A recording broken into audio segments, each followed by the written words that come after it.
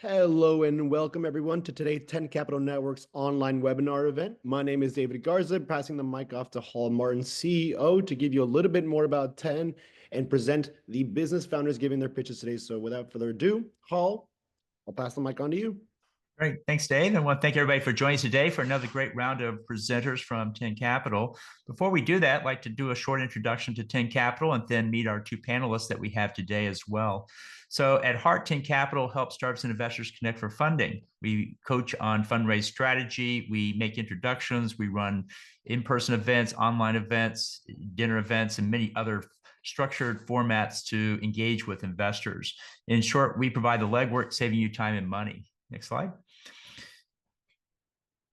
So we also help form capital for the early stage ecosystem. For high net worths, we help them start family offices as they fund emerging managers. For VC funds, we help them find limited partners, primarily high net worth and family offices. And for angel groups, we help them find members. That's how they fund startups. And so we work with many groups around the country in all three of these areas. Next slide. So we have several online events that we're running. We have a family office roundtable. It's a 2-hour event that talks about topics relevant to those who are starting and running family offices. Second, we have a virtual quick pitch for tech companies. Each company has 10 minutes to pitch, 5 minutes of Q&A, and then breakout sessions at the end. We also have a Life Science Syndicate, which is the one we're running today, which is the same thing as the quick pitch, but it's for life science companies. And we also have an investor education series. It's a monthly meeting we have for our investors, and startups are invited as well, where we have a few companies pitch, and we also go through topics relevant to investors. We're also highlighting our 3X and 3 funding model and invite you to join us there as well. And finally, we have an in-person event each month. We are on our way out to the Bay Area next week. We'll be there September 18th, and then we'll be going to New York City October 14th. We'll be in Houston on November 6th, and then we'll wrap up the year in Southern California on December 11th. If you want to learn more about our events, just go to 10capital.group, click on the events button, and you'll see all the upcoming events that we have coming up soon. Next slide. If you're a startup and you're interested in raising funding, go ahead and take a picture of that QR code and fill out the form. And we'll follow up with you to see if this program is a good fit for your fundraise. We have helped many companies raise funding. We've done this since 2009. We've raised over $1 billion with our companies and have processed more than 800 companies through the program. So it's a good program. It's very well structured, and looking forward to talking with you about it. Next slide. We do have a survey at the end. Love to get your feedback on these events. We are planning our 2026 calendar right now. We are looking to change up the events and formats and content and programming, and looking forward to your feedback to go into that process. Next slide. We also have a chat box. We have an Investor Connect program where we have over 850 interviews with investors, angel, VC, family offices, and what they invest and how they invest. We also have a Startup Funding Espresso. In the time it takes to drink an espresso, you can learn something about startup funding and investing. These are 300-word micro blog posts and about 1.5 minute audio files. And we put all of that into a chatbot called Ava, AI Virtual Assistant. And you can learn more about that here in this short video. Hi there. I'd like to introduce myself. My name is Ava, your personal AI venture assistant. I'm your new best friend in the world of investing in startups, the 10 Capital AI chatbot. I'm here to make your journey through the startup ecosystem easier, faster, and a lot more fun. Need help finding your next big investment? Or maybe you're a founder looking for fundraising tips? I've got you covered. I pull all my knowledge from over 500 blogs, countless podcasts, and even some nifty calculators, like the How Fundable Is Your Startup tool, to give you the answers you need. So how do I work? Easy. You simply go to where I live on startupfundingespresso.com and look for me in the bottom right. As soon as I appear, go ahead and click on me to let me know you're here. And then there you go. All your questions answered at your fingertips. Whether you're into health tech, biotech, life sciences, or any of the other exciting fields out there, I'm equipped to help you navigate the trends, challenges, and opportunities in each one. Got a question? Just ask. And guess what? I even pull insights from the 10 Capital Network podcast on Investor Connect. It's packed with expert advice, success stories, and more, all designed to help you succeed in the venture capital world. So what are you waiting for? Let's chat. I'm here 24/7 to help you find the right answers, connect with great opportunities, and make the most out of your investments. See you on startupfundingespresso.com. So with that, let's meet our panelists for today. We have two panelists that were joining us. First up is Courtland Imel. Courtland, can you tell us some more about yourself and your firm? Sure. I'm Courtland Imel, CEO of Ceutical Labs. We are a Dallas-based service provider. We've been around for 24 years, and we've been in this space quite well. And we look forward to this opportunity. Thank you. Great.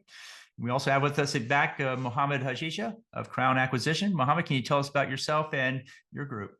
Yeah, absolutely. Well, thank you. Thank you for having me again. Mohammed Hajisha, founder and CEO of Crown Acquisition Group.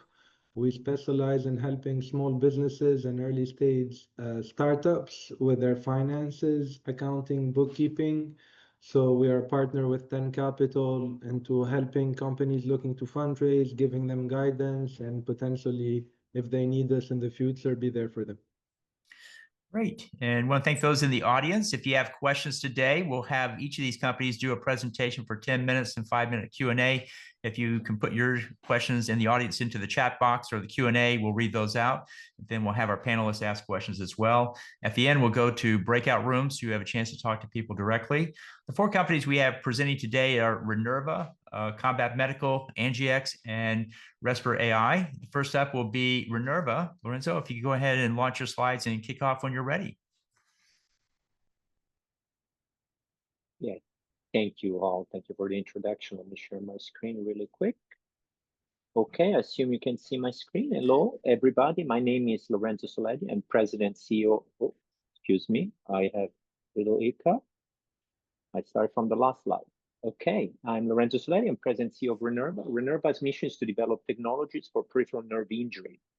Our first product addresses a 2.2 billion pain point that affect literally hundreds of thousands of amputees, which is painful neuroma.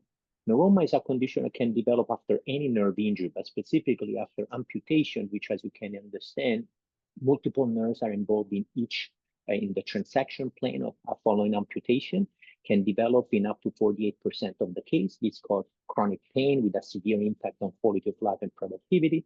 And also amputation are the #1 surgical cause for the development of opioid use disorder, which has been an epidemic plague in the United States for the past years. Our first product is fully developed at this time. It's a nerve capping device that can be connected at the nerve end to prevent the formation of neuroma and the associated pain. We tested in multiple animal studies published in an Impact Factor journal a tremendous impact toward reducing the nerve growth, which shown up to 17-fold reduction in growth against a standard of care control. We've also shown in separate study a 3.54 reduction in pain compared to another standard of care control. Now imagine for a patient suffering from chronic pain, what a 3.54 reduction in pain, such pain might translate to. It might be the difference between conducting a hell of a life and a seemingly normal life. The technology is protected by 3 patent families, the first of which in the United States and abroad, the first of which in the United States has received a notice of allowance and therefore has been issued in July. We've also received a favorable freedom to operate assessment informal based on US published claim, finding no direct infringing claim. The technology is very simple. Any surgeon performing amputation can connect the device at the nerve at the end of each main nerve with just the application of a couple of sutures with no procedural workflow changes, no really expenditure in time or any really training requirement. The technology has an internal matrix that allows that nerve to enter inside the device and progressively grow, but find a resistive pathway. More importantly, there are compartments like pores that are longitudinal lines that allow the unit of growth of the nerve, which are called axons, to enter within and to stay separated from each other. So axons are prevented in the technology from entangling with themselves and with other axons, which is another mechanism by which neuroma forms. The technology degrades over a period of 8 weeks, leaving the nerve in a essentially interrupted configuration months after full device degradation with no inception of pain. The technology would add value in the pipeline of adoption for the different stakeholders. For end users, surgeon performing amputation, it will give the ability to give their patient a predictable and quality outcome with no need for any changes or in training or any change in the procedural workflow. For patient, it's very intuitive. For purchaser, which are hospital system, integrated delivery network, the technology would offer a cost neutral with improved outcome paradigm upon market launch, and as dedicated reimbursement is obtained, higher profitability. Finally, for insurance, payers, private and public, the technology would offer a lower total cost of care, where in the status quo, the payer would see an amputation procedure costing $30,000, followed up in 50% of the case with another procedure costing another $30,000 to remediate the neuroma. Another surgical procedure is the only way to resolve neuroma after it has formed. In the alternative scenario that we offer, upon an incremental increase at the time of amputation, the payer will prevent literally tens of thousands of expenditure later on. The market for neuroma can be split in prevention and treatment, and is overall a $2.2 billion US opportunity and about a $6 billion globally. Our initial target is the prevention market. The technology will position itself in a competitive landscape, which is characterized by either highly adopted, simple surgical approaches that everybody can do, literally more than 80% of the approaches performed are simple, inexpensive, but do not work, so they're lacking efficacy. Or there are complex approaches that require highly dedicated training, and they're very expensive, and but they actually work. But as a result, less than 3% of patients can receive them. So the technology, our technology, will position itself as the trifecta of affordability, ease of use, and efficacy, which is clearly missing in the competitive landscape. The technology would be regulated as a Class 2 medical device, and that will not require clinical data for its clearance in the United States. We're also pursuing a dedicated reimbursement code through an early request for breakthrough designation, which will allow, upon demonstration of such breakthrough claim, in this case will be the reduction in opioid consumption after the amputation procedure, the technology would benefit from dedicated reimbursement. We are a team of dedicated professionals with more than 150 years of cumulative experience in the medical device development, commercialization, and all corollary functional areas that are specific for this industry. Our board member, Pete DeComo, is a successful retired medical device CEO that exited multiple companies very successfully. We also have a medical advisory board and a scientific advisory board composed of key opinion leaders in the field of clinical management of nerves. These are plastic reconstructive surgeon, neurosurgeon with specialty in peripheral nerve, and also scientists at the more basic level that publish in Anti-Factor Journal about science regarding nerve injury and repair. Our timeline ahead is very exciting. We are about 2 to 3 months from receiving FDA approval to start a pilot clinical study to investigate the breakthrough claim of opioid use reduction. We're also less than 1 year from a market clearance, which is a path completely independent from the clinical trial. I mentioned earlier that the regulatory clearance will not require clinical data in the United States. We are expecting in 2026 to raise a 10 million Series A. We're raising now a bridge to bring us to that point. We expect an exit in the 2028 to 2029, where no further financing would be required, as we would have obtained cash flow neutral. We expect an exit through a merger and acquisition through existing player that would then develop the sales at the global level. We are raising a bridge to Series A round in the form of a convertible note plus warrant. The target raise is 1.5 million. Actually, there's an update. We are just closing with more than 320,000 this week. So essentially, the first closing is being achieved as we speak. In just barely more than a week from the official initiation of the round. The proceed would be used to conduct this pilot clinical study, which will be conducted at Ohio State University, and also to conduct official testing required for regulatory clearance, submission, and approval. Finally, we will also reach clearance in the United States still with this bridge round. The terms are very favorable, including an 8% interest, a 25% discount rate, 50% warrant, a 10 million pre-money valuation cap. So in summary, we have a large market opportunity with a highly effective product protected by significant IP. We have significant physician support and pull. We're waiting for FDA approval within a couple of months for a first-in-man study and therefore entering clinical stage. And we're also less than 1 year from market clearance in the United States, where we will leverage this KOL relationship to initiate sales in a limited geographical area. We have a multi-product pipeline, which we didn't have the chance to discuss at length or in any case. And so the value of the enterprise will be also leveraged based on other technology. We have demonstrated a clearly lean capitalization, very favorable term for this bridge to Series A round. We have a due diligence report available from TEN Capital Network and a data room ready for those interested in doing due diligence. We envision a future in which no amputee should suffer from painful neuroma. We hope that you will join our mission. I'd be happy to take any question at this time. Thank you very much. Great, Lorenzo. Great presentation. Courtland, what's your first question? Lorenzo, great presentation. I guess the first question I have is, if this is not going to require a clinical trial, why are you pursuing a clinical trial? Yeah, in the space of medical implantable medical technology in general, any medical technology evidence, specifically clinical evidence, rigorous clinical trial and publication of them, and giving the opportunity to physicians, early adopter, to share their experience through case study is very important to trigger adoption.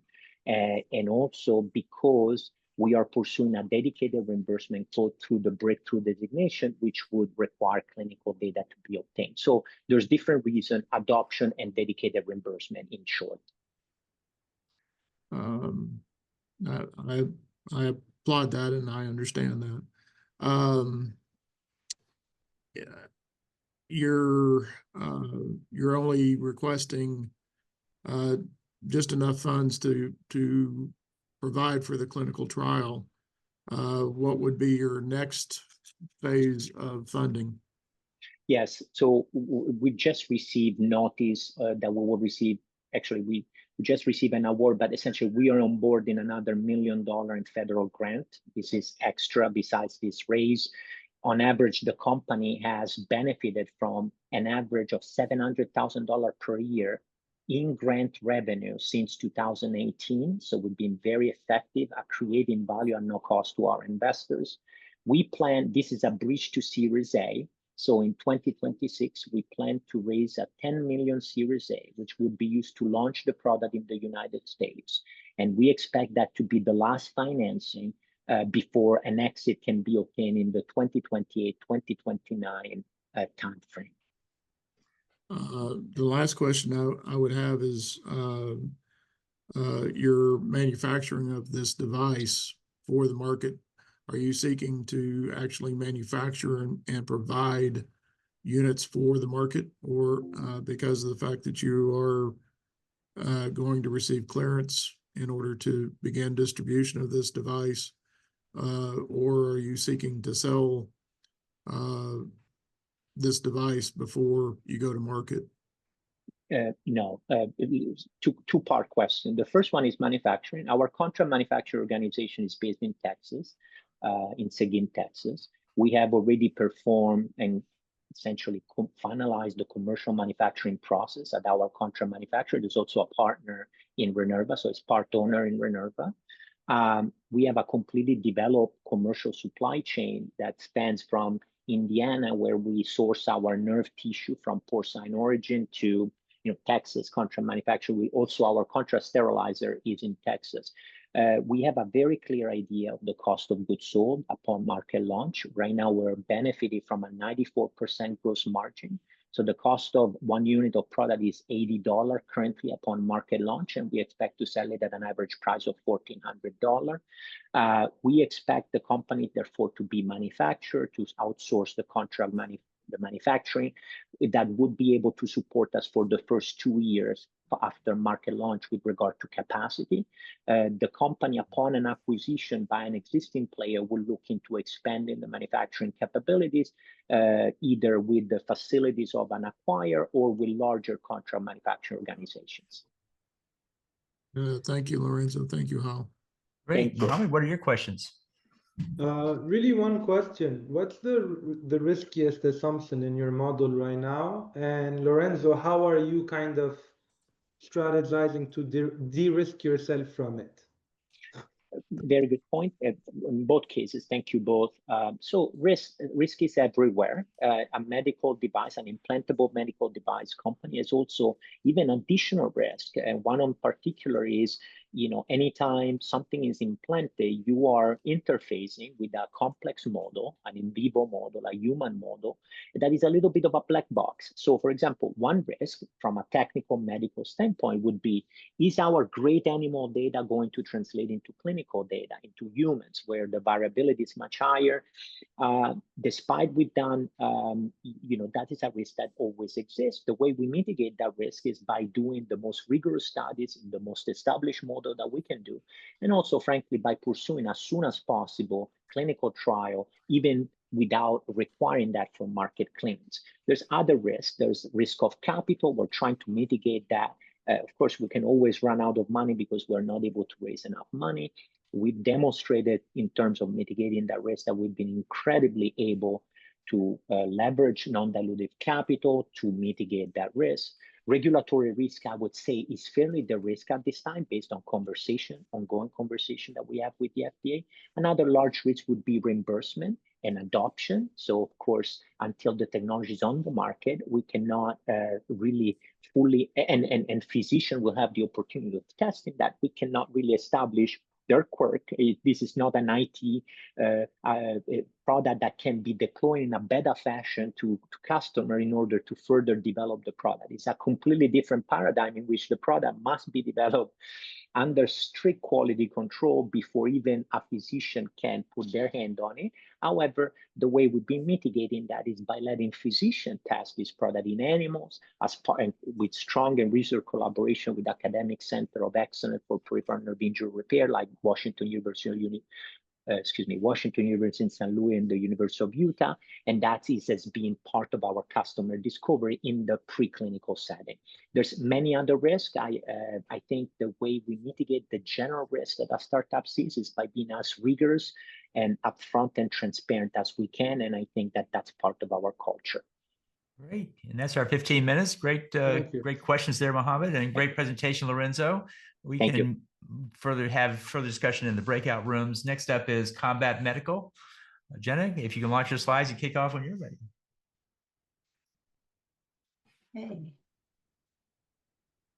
Are we there? Can we see everything okay? We see it now. Go ahead. Brilliant. Hi, good afternoon, everyone. I'm Jenna Pelorti. I'm the CFO of Combat Medical. We have developed a hypothermic drug delivery platform that significantly improves clinical outcomes. We have demonstrated this in phase 2 and high-quality real-world clinical trials to be 50% better than the best reported clinical outcomes. We are already selling and profitable. To date, we've raised $20 million. This investment round is for $5 million, and this says 2.7 committed, but actually in the last couple hours, we've had another 200,000 onto that, so we're at 2.9. The problem we are solving, let's see if I can get my slides to move forward, is there is no innovation that is effective, affordable, and tolerable in the world's most expensive cancer, bladder cancer. So what does this mean for patients? Well, we're going to dig a bit deeper into this as we go through the presentation, but ultimately Combat Medical's goal is to keep patients disease-free and to preserve their bladders using our hypothermic solutions. We do this better than anyone else. If we take J&J with their TAR-200 drug delivery system, who have published the best results for any other company, after 12 months of treatment, they only have 4 patients disease-free. 6 would have to have their bladders removed. Taking the same group of patients after 12 months with Combat, we have 7 disease-free. This represents a 50% improvement on their outcomes. We are active in the market already. In 2024, we generated over $4 million in revenues. We have a positive EBITDA. We've completed over 100,000 procedures. We are selling in over 35 countries. We have several clinical publications, 7 key patents. It's a platform technology that could treat multiple cancers, and we recently launched our FDA bladder trial. Here we see a bladder cancer patient in an outpatient setting who's had hypothermic chemotherapy recirculating in a closed loop via our own innovative system, catheter, and disposable kit. This is an outpatient, so there's no anesthesia. We have low side effects, no systemic side effects. The powerful heat exchanger has precise heating. We have tight pressure controls, meaning the patient is comfortable, the treatment is tolerable. It's user-friendly, it fits in within existing practices. A nurse can operate up to 4 systems, so the throughput of patients is effective, and we can be used with many drugs. So why hypothermia? Cancer cells are more fragile than healthy cells. They don't handle heat as well. We're not an immunotherapy drug, but there is an immune response where the body has learned and remembered and therefore continues to fight the cancer. It activates the natural killer cells to target the heat-stressed cancer cells and builds a lasting immune response. It makes the chemotherapy drug more potent and effective. It improves the drug penetration into the cancer and directly damages the DNA, breaking it and disrupting the copying and stopping the cell division. So a current patient journey, a patient is diagnosed, they have a surgical removal of the cancer. This is followed by 1 to 3 years of immunotherapy or chemotherapy treatment. 80% of all patients will have a recurrence. 50% of those patients will recur in the first year.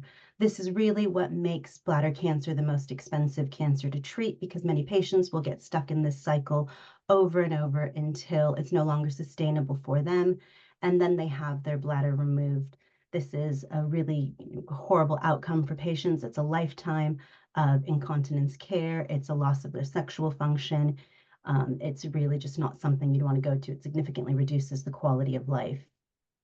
The combat treatment, again, we start with patient diagnosis and the surgical removal of the tumor. This is followed by 15 high-VEC hypothermic chemotherapy treatments.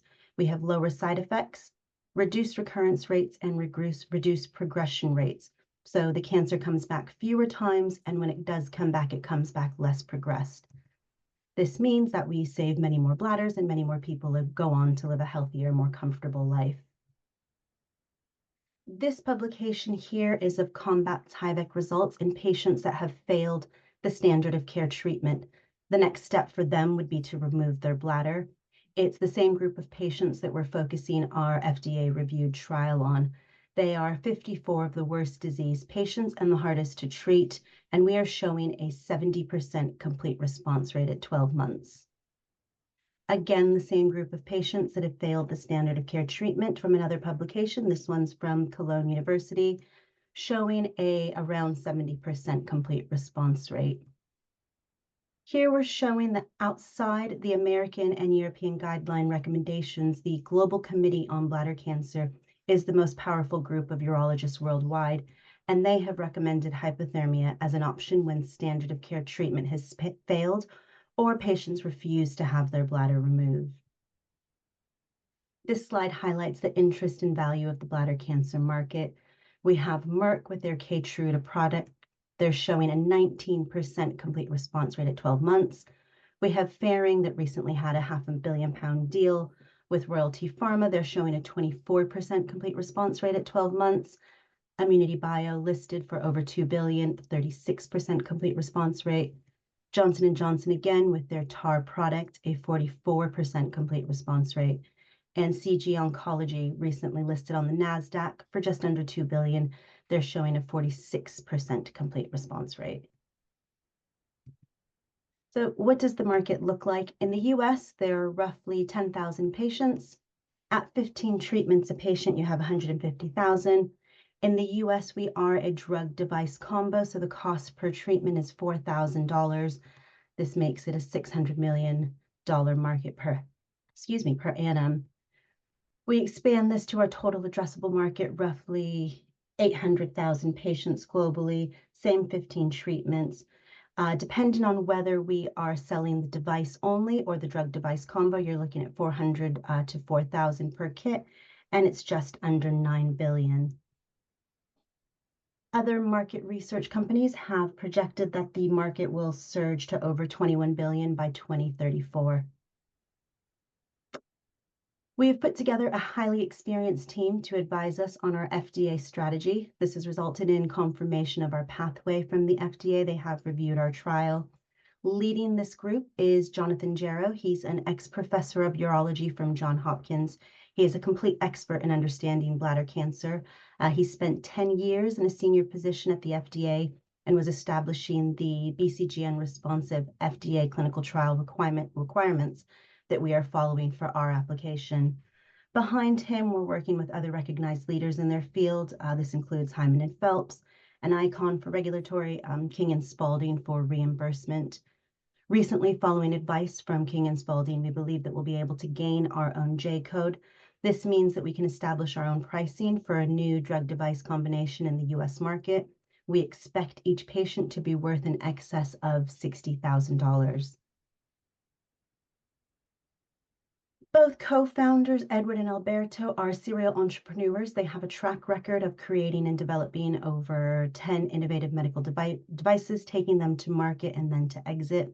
I've been with the company almost since our inception, about 13 years now. I'm experienced, in finance and operations. I'm qualified both in the UK and the US.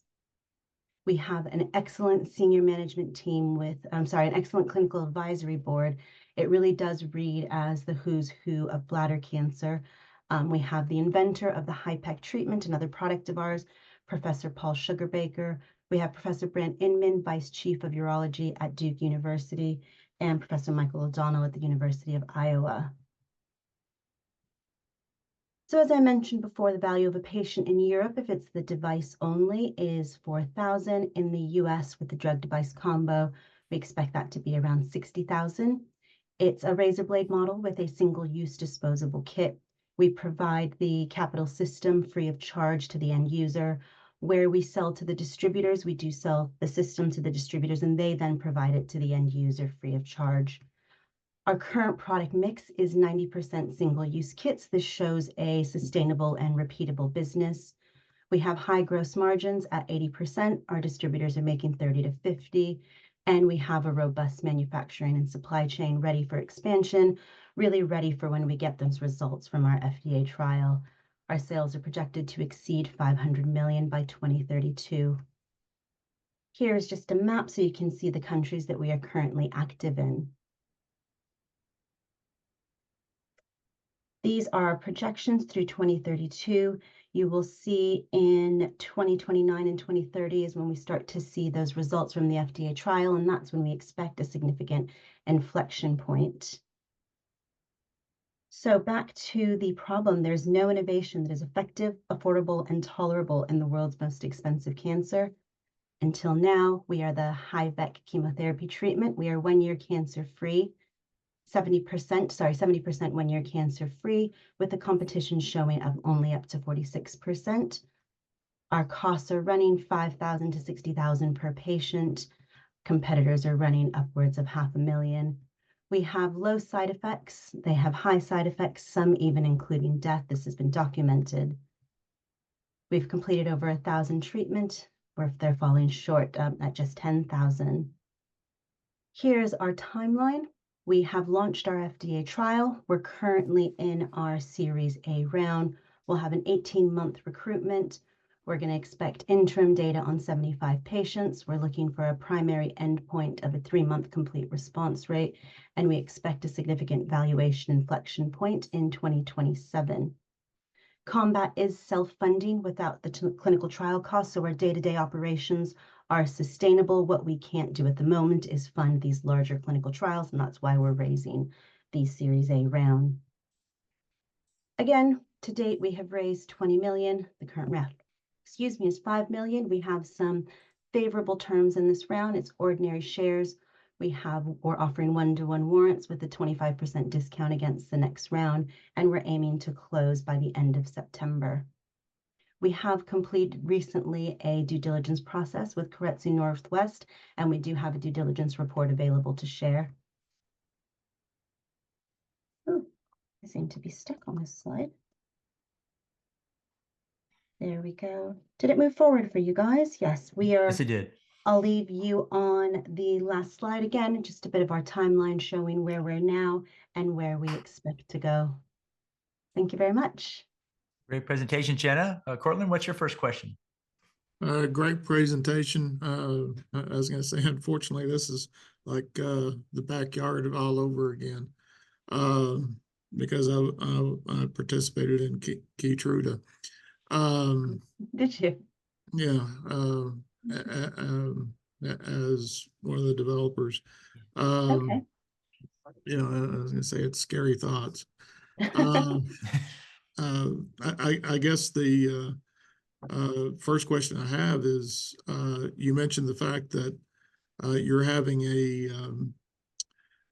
a decrease in recurrence, but did not provide the data. What kind of actual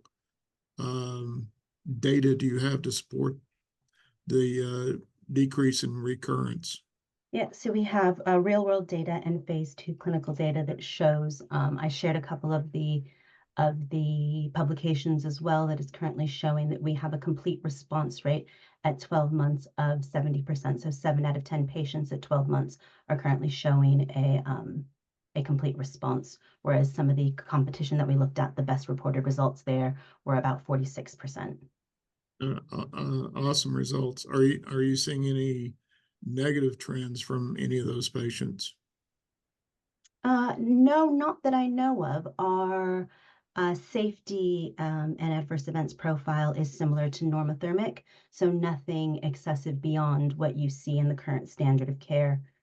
Some bladders are maybe a bit more sensitive than others, but oftentimes with our treatment, because it's a gentle warming effect, actually patients have reported that it feels nice, a bit therapeutic. It's relaxing for them. So though there are some side effects, nothing greater than what is currently available in the normothermic treatment.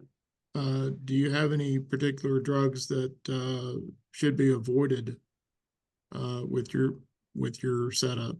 Not that I know of. At the moment, we describe us as indifferent for the drug. Most often in Europe, we use mitomycin. As far as we know, any drug that can be used for intravesical chemotherapy can be used with our drug. We are with our treatment. When we go into the US, we will be using mitomycin for that as well. But we have seen it used with other drugs, epirubicin, and the other drugs that are available for this type of treatment. Great questions. Mohammed, what's your question? Hi, Jenna. Thank you for the presentation. Really appreciate it.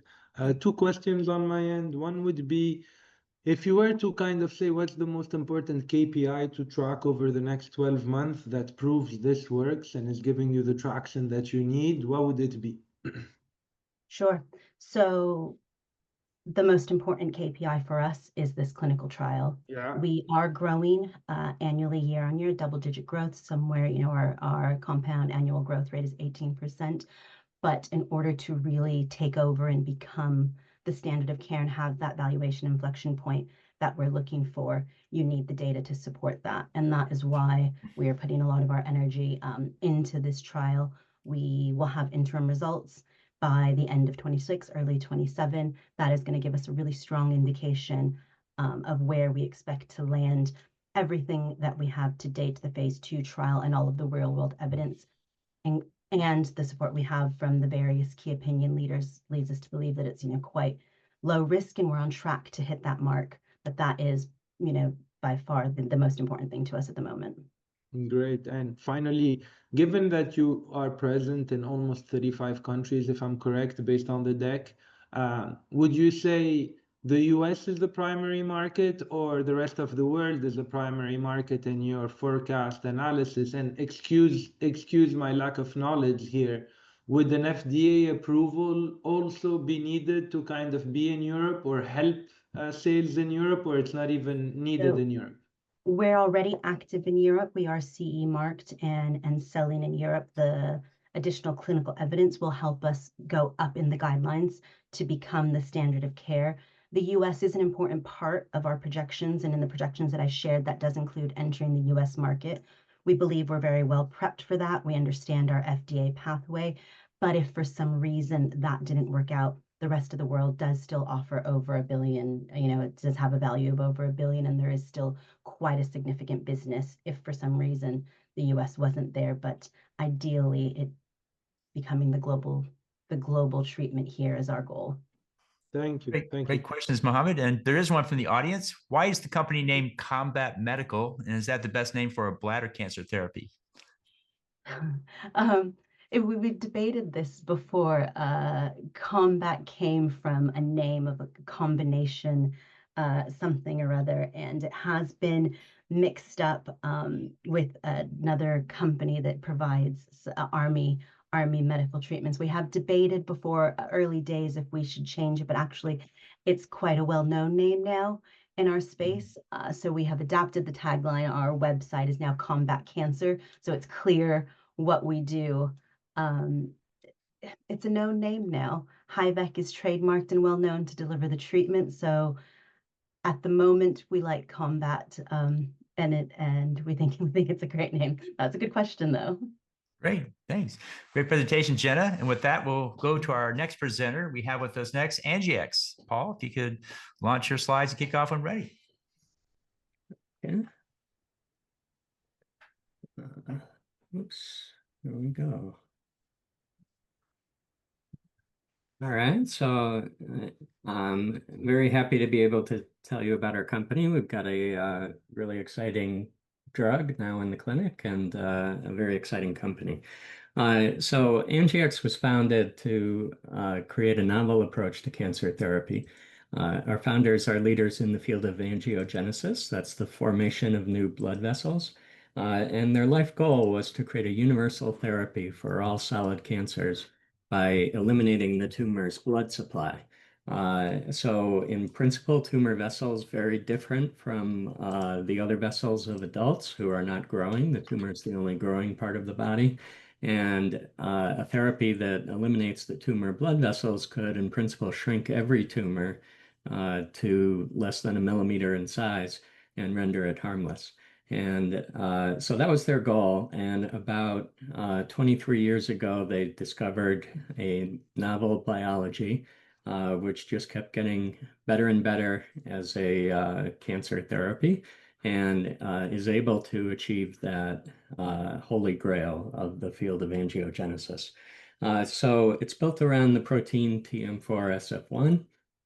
And the proper modality to exploit it is an antibody-drug conjugate. And it turns out that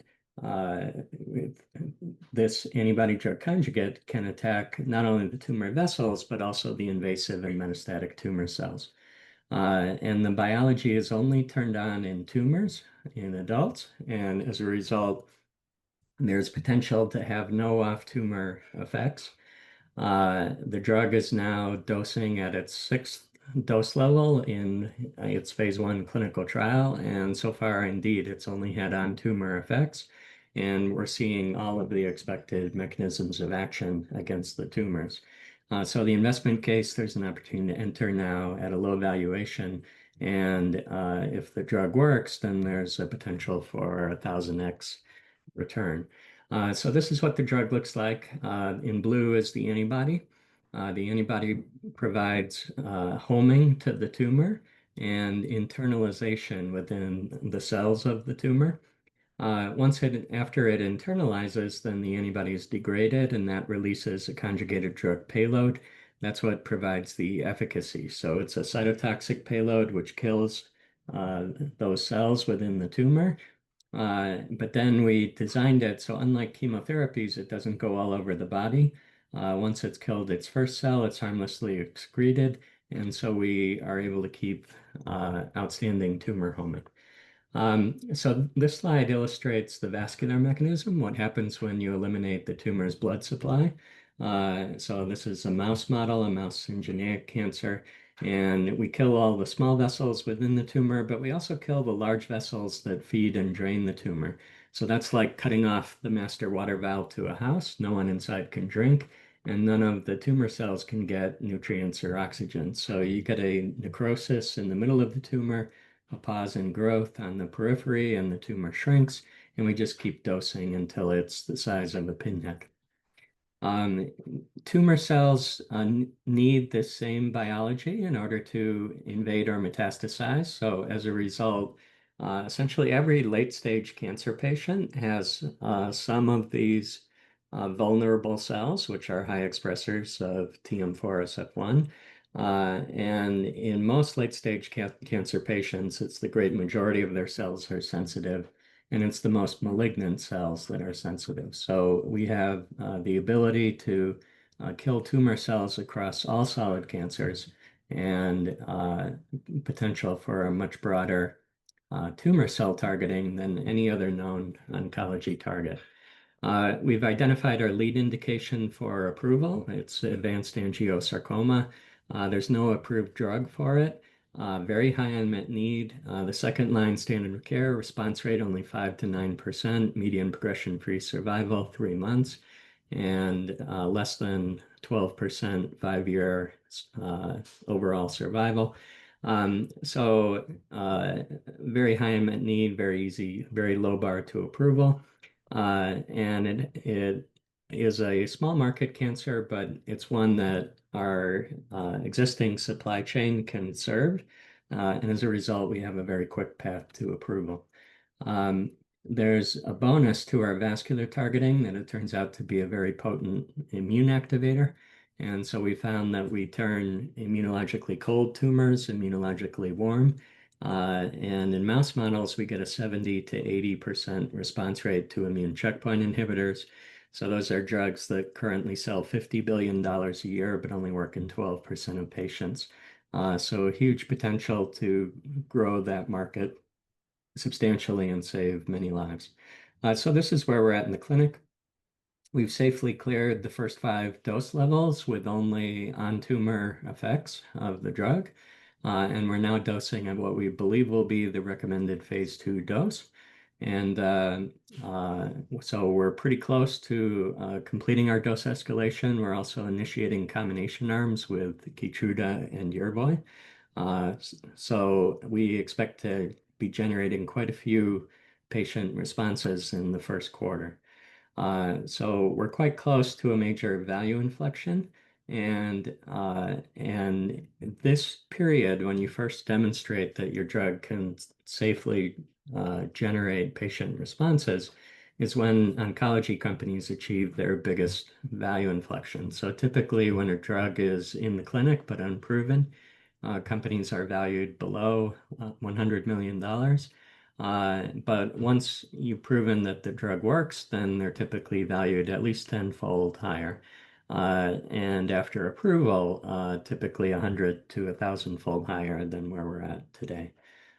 So great potential upside, and this shows how the financing strategy is coordinated with clinical milestones. So we have a great team, some of the best people in the business. I'm a 4-time entrepreneur, former scientist at MIT, Berkeley, and Harvard, author of a best-selling book. I've been CEO and president of Angiex since its inception. I'm supported on the executive side by Ian Dukes, who led business development at Amgen and Merck and has been CEO or chairman of a number of biotech companies. And I have first-rate people in functional roles. I'll just highlight our manufacturing and quality leaders. Between them have 7 approved ADCs, $70 billion of corporate acquisitions, and our scientific founders have made the top 2 discoveries in the field of angiogenesis. So this is where we're at in terms of financings. We're just in the process of wrapping up a $15 million financing. We're doing it in rolling closings. $12 million is in, $3 million left to go. It'll probably be completed by the end of September. And then we're looking to do another top off in the $5 to $10 million range to get us through that major value inflection, potentially to about 30 patient responses and a good measure of response rate. And that should support an IPO in about a year. We're preparing to bring the drug to approval, and as part of that, we're bringing major cancer centers on, including the leading angiosarcoma centers, MD Anderson, Washington University of St. Louis, Cleveland Clinic, the University of Southern California, Keck Medical Center in Los Angeles. So in conclusion, I'd just like to say there's a lot of people in need of a great cancer therapy. One person who would have benefited is my mother. She was diagnosed with cancer at age 22 when she was pregnant with me and died at age 33 when I was 10. And when I was young, I would sometimes complain that something was unfair. You probably never heard that from your kids, but I said it a few times, and she never had sympathy for it. She would just say, life is unfair. And I didn't understand why she was so stern on that point until after she had died. And now we have a way to make life more fair for a lot of cancer patients. And investors help us along. The quicker money comes in, we have a lot of ways to spend to accelerate our path to approval. And in this case, early approval potentially means saving 100,000 lives per month. And, so getting there a month quicker can save a lot of people. So I hope you'll consider investing, and great opportunity for a great return and to help a lot of people. Thank you. Presentation, Paul. Courtland, what's your first question? Paul, great presentation. I guess the first question I had is, and maybe I missed it, is the payout for investors.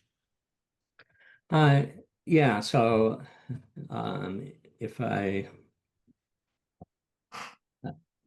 go back to this, so the payout is capital gains. We're qualified small business stock, so if you meet the holding period, the first $10 million of capital gains is tax-free. Our current valuation is $40 million, and so there's a lot of upside. ADC companies after approval have consistently been valued north of $10 billion. So typically the full valuation is obtained maybe 2 years after approval when people can appraise the commercial uptake. And in our case, we have a very rapid path to approval. As I mentioned, our existing supply chain can potentially meet the requirements for commercial approval within 2 years. And in angiosarcoma, we can meet the bar to approval with a 50-patient 3-month trial. So, so we're looking at BLA submission in 2027, approval in late 2027 or early 2028. Typically, oncology therapeutics developers about a year before approval will do a co-marketing partnership with global pharma companies. And in the ADC space, those have been getting done with billion-dollar upfront payments. And, so based on that precedent, we could be profitable in 2027 with a significant upfront and then more profitable after approval from revenue. So basically we're doing a top off from here to get through the major value inflection. And then we'll do the IPO and raise additional money with relatively modest dilution. So aiming to have a valuation north of 400 million or potentially in the single-digit billions, and then get to profitability. With the fact that you're using the opportunities with MD Anderson, have you applied for the state of Texas cancer? CPRIT, yeah, so those are attractive deals, but generally you'd need to move the company or at least the executive team to Texas. And we didn't really have the Texas relationships until recently because the trial started. And I think we're going to have, great data and not really need non-dilutive funding. So it's kind of, yeah, we thought about moving to Texas some years ago, but we like being in Boston. There's a lot of talent here. So Understand that. Unfortunately, y'all have had a lot of layoffs in Boston as well. The one of the comments that you made was the fact that you're using a radiotherapeutic. Is that correct? No, we're not. We have an antibody drug conjugate, so there's Okay. no radioactivity. There was one prior drug against this target, and that was a radiotherapy that was tested by Bristol Myers Squibb in the 1990s, and it performed very well. It was actually the best performing radioimmunoconjugate of the 1990s. But the technology wasn't quite ready back then. So, and ADC technology is really the way to go. Right. Okay. Great. Thank you. And good questions. Mohammed, what are your questions? I have two questions. First of all, Paul, thank you for the presentation. Very informative. I see in your deck that you said that you should be getting 4 responses by the summer. Obviously, I guess the deck hasn't been updated. I'm just trying to see how has the summer been for you? Have you gotten the traction that you were expecting from investor, or has it been kind of slow over the summer? Well, we had a little bit of a slow course through the most recent dose level. We had 8 screen fails, and but we cleared that dose level, and things should go quite quickly from here. So we've enrolled 6 patients so far this month. We'll be dosing those 6 before the end of the month. And we have a great chance to achieve responses in all of them. So it's, typically about 3 months to get to the second scan in order to see a response. And finally, do you already have manufacturing slots booked to supply combo trials through 26 and 27? Not slots booked, but our existing supply chain, which is our quick to approval supply chain, does have we have slots in early 2026, and they have availability, and they're prioritizing us because it's very important to them strategically to get an approved commercial ADC. But in order to serve larger market cancers, we'll have to build a second larger supply chain. So that will be delayed about 12 months. So we can get, a supplemental BLA to bring that supply chain on about a year after the first approval. Thank you. Great presentation, Paul. Great questions, Mohammed, Courtland. Let's go to our final presenter now. We have Resper AI Medical. Nimrod, if you could launch your slides and kick off when ready.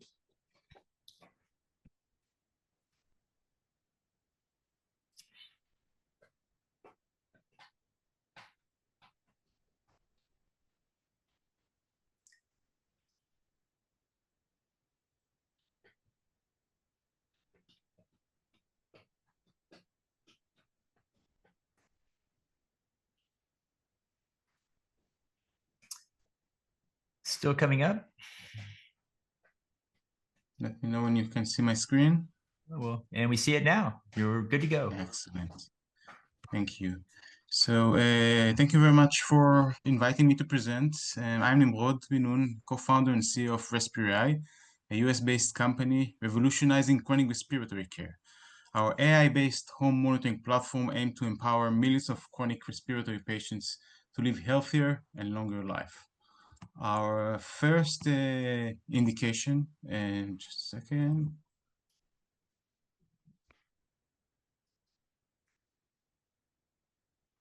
Okay, so our first chronic respiratory indication, unfortunately the most prevalent one, is COPD, chronic obstructive pulmonary disease, which is a progressive lung condition that caused mainly by multiple years of smoking, frequent airways inflammation, and airflow obstruction.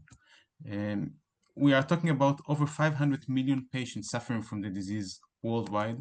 when it's actually the fourth cause of death today, with over 3.5 million patients dying from the disease every year. And not everyone knows that it's also the fourth leading cause of hospitalizations. And we're talking about over 700,000 hospitalizations every year in the US alone caused by COPD exacerbations, which actually lead to an annual direct cost to the US payers of over $30 billion every year. We're talking about today, if we're talking about 500 million patients, half of them are not diagnosed and half of them are diagnosed. And actually the relevant patients, the diagnosed patients that live today and suffering from COPD and suffer from exacerbations, we talk about around 30% of the total diagnosed patients. We're talking about 70 million patients globally. And in the US alone, we're talking about 17 million relevant patients for our solution. So imagine that one of your family members, neighbors, a lifelong smoker, and we're talking about 20% of smokers and ex-smokers will suffer from COPD. They're suffering from COPD and they're afraid to leave their house. They don't know when they will face another exacerbation. They don't know what is the current status of the disease. They have no way how to monitor their conditions, and they're living in a fear.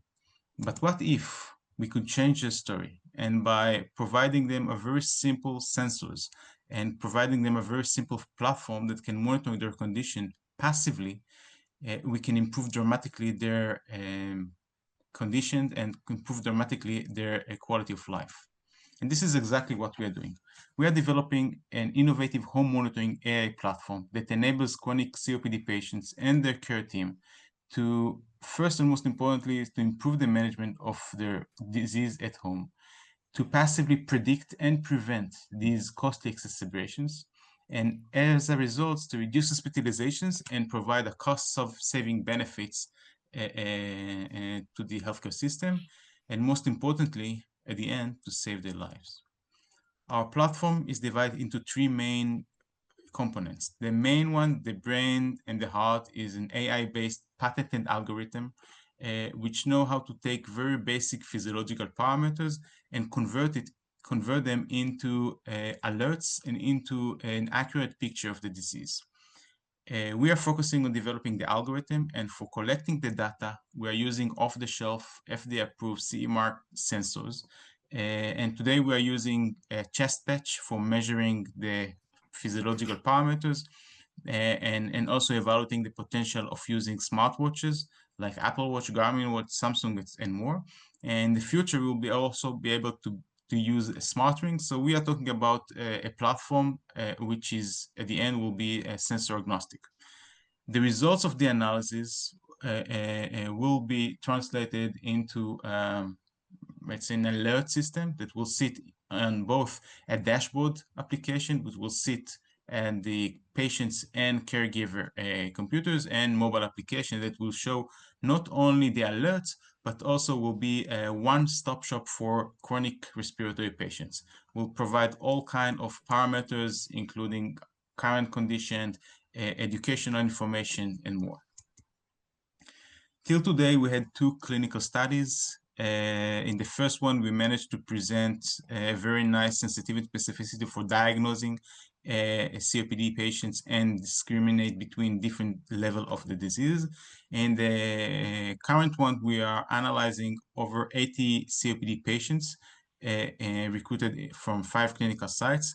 And our interim results show that our algorithm can predict exacerbations even 2 weeks before hospital admissions, which means it gives us enough time to the caregiver and to the clinicians to step in earlier and provide a very simple solution to these patients like antibiotics and steroids, and by then to reduce dramatically the severity and the level of the exacerbation, and to allow these patients to be treated at home without the fear of being hospitalized, without the fear of the exacerbation. As of today, we have 2 main product lines. The first one is in collaboration with Mayo Clinic, managing COPD patients during their rehabilitation period after minimal invasive procedures. We already started our pilot study with Mayo in Rochester, and we're sites. The second one is in collaboration with a leading home care company called Right at Home. We are together developing and home monitoring COPD patients with a target to early detect the exacerbation and avoid the costly hospitalizations. These two product lines, these two solutions will provide and will present their alerts on what we call a dashboard. As I called it before, a one-stop shop dashboard that will present also the ongoing status and the alerts. If we talk about our estimated timeline, so the dashboard is going to be launched in the next, hopefully 6 months, the beginning of 2026, when we have the two product lines, the product line, the program with Mayo and the program with Right at Home. They're both going to be launched in the US market by middle to end 2027 after a pilot study and a regulatory trial. We have a scalable business model. First, from the regulatory perspective, we are talking about the de novo regulatory pathway, class 2A, without any dramatic risk. We are talking about B2B2C model, while creating partnerships with key strategic partners like the Mayo, like Right at Home, and other strategic partners in and outside the US. And we can use, during the commercialization period, we can use existing RPM codes. There are some codes that can actually exist today and we can leverage on them. We're talking about around $100 per patient per month for monitoring patients at home, which is a significant advantage for us. So there are multiple challenges in COPD today, which we believe that our platform can solve. We're talking about exacerbations that are often undetected until crisis. We're talking about reactive care that cause costly hospitalizations and lives lost. And we're talking about heavy price tag for hospitalizations. And we are bringing a passive wearable monitoring platform which predict AI in advance, allow early intervention, and allow us to use the existing reimbursement model and to ease the burden on the healthcare system. So COPD is only our first step. We are looking at our solution as a platform. The next indication is asthma, and then we are discussing also about potential collaboration with pharmaceutical companies and other wellness indications. And from a commercial point of view, we predict that the first sales will arrive next year and will reach to around $100 million towards 2030. There are several potential acquirers and potential exit points once we'll have increased our sales and become break even, and we believe it will be around 2028. We're talking about different type of companies. If it's the home care companies like Right at Home, or the medical devices like Medtronic or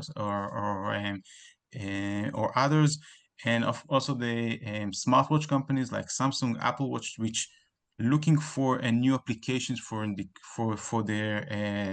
devices. And just yesterday we got a news from Apple that just got an approval for another indication on top of the sleep apnea that already has, and also potential discussions with the pharmaceutical companies. We are working, we have a global managerial team and scientific advisory board. Our R&D center is sitting in Israel. We're enjoying there also non-diluting funding and state-of-the-art R&D capabilities. We are the more commercial positions are sitting in the US as a product manager and consultants, regulatory, clinical, and more. And we have scientific advisory board and supported PIs globally from the Israel, from the US, and also from Europe. And up to today, we raised almost $4.5 million, $4.4 million, 2.6 actually is a pre-seed and seed rounds, equity investments, and 1.8 on a non-dilutive funding. from both Israel and the US. The lead investor we are actually we are located in Nebraska. So Invest Nebraska is our lead investor. On top, in addition to eHealth Ventures, which is a group of companies in the field like Amgen and Cleveland Clinic and others that also participate in the round.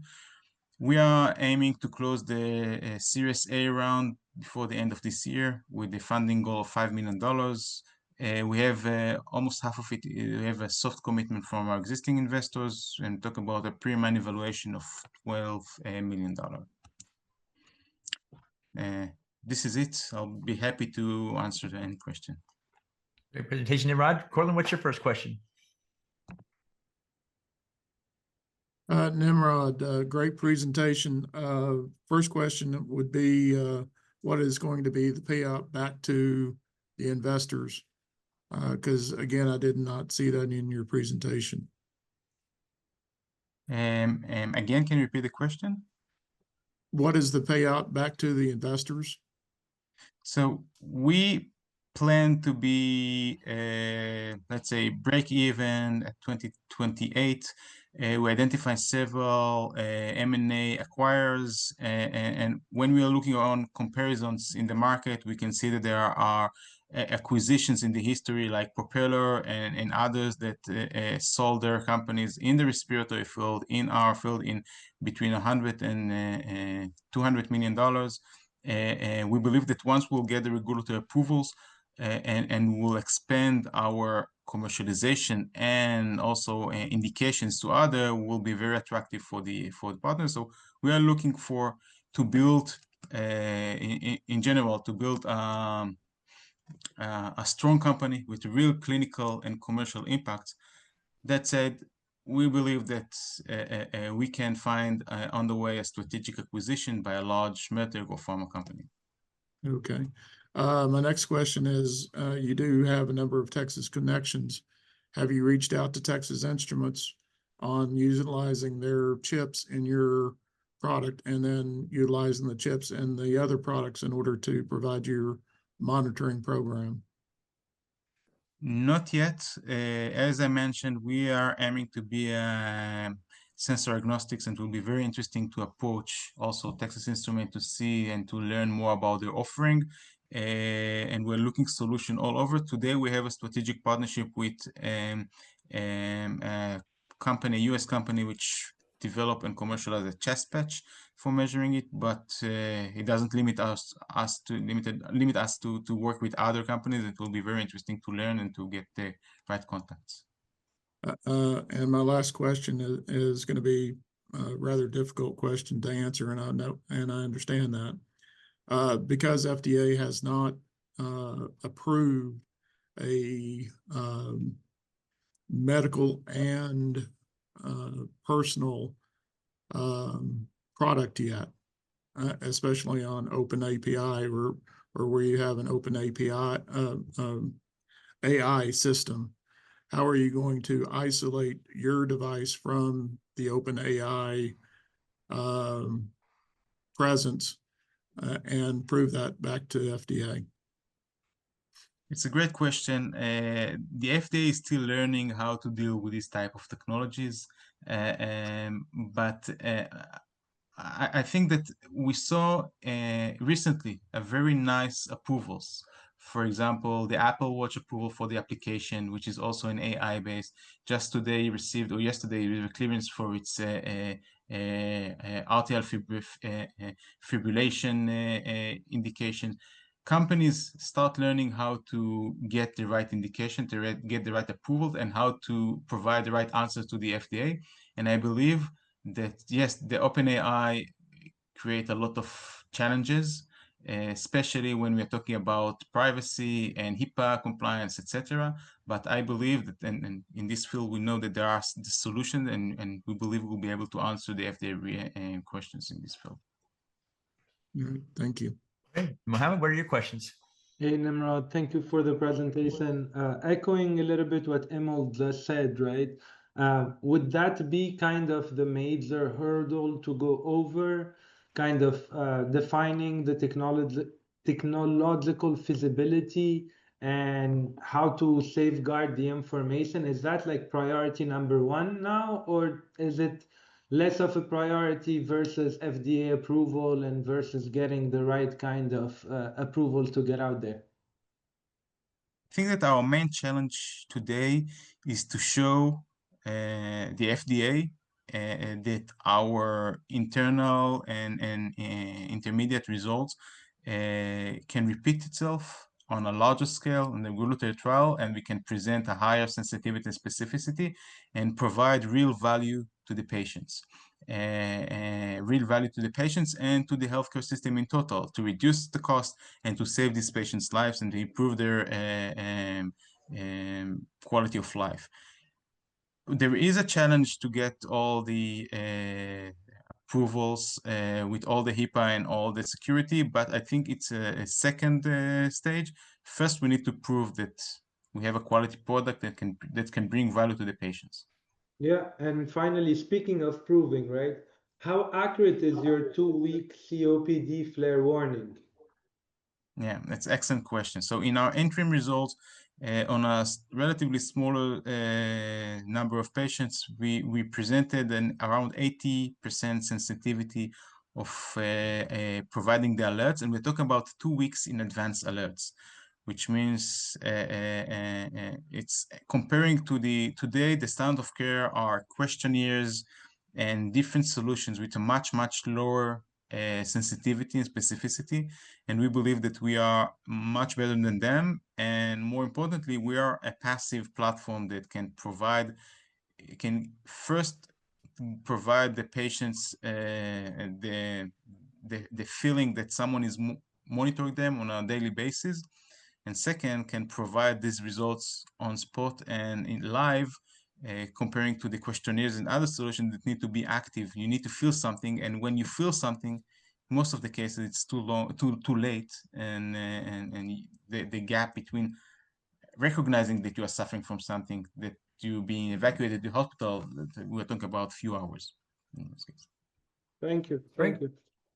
All right. Thank you guys so much for a great set of presentations today. We also want to thank our panelists, Courtland and Mohammed, for great questions as well. We are now opening up breakout rooms. We'll have each one in a separate breakout room, and I'll be in a room as well. So in the audience, if you could join us, love to talk with you about TEN Capital and what we're doing there. And also hopefully you can visit the companies as well. With that, we'll go ahead and wrap up the main presentation today and go forward. And looking forward to seeing you guys next time.